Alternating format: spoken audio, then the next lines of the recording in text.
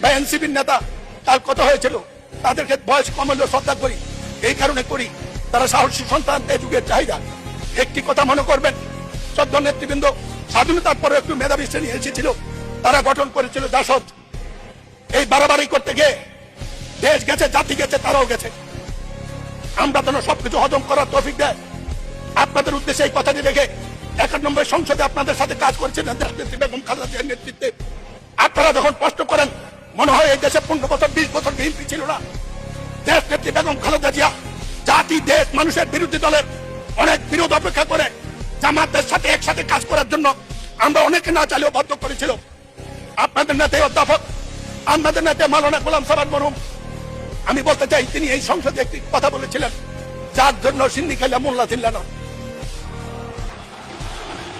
আপনারা 15-30 বছরে বেঁচে এই পর্যন্ত রাজনীতিকে নিয়ে এসেছেন, তার পিছনে দেশনেত্রী বেগম খালেদা জিয়া তার অবদানটুকু একটু স্মরণ করেন না। মনে করেন বিএনপি আপনাদের প্রতিপক্ষ, যেমন জাসদ একসময় মনে করতে আওয়ামী লীগ প্রতিপক্ষ, তাতে ইতিহাস দেশ কোথায় গিয়েছে এটা বিবেচনা করার মতো বুদ্ধিবিদ্যা আপনাদের সবার আছে।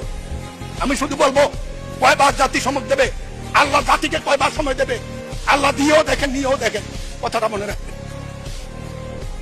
সময় লম্বা হলে আর বলতাম, কোনোদিন বলবো। আমি মুক্তিযোদ্ধা, জামাতের সাথে আমার সম্পর্ক ভালো থাকার কথা নয়,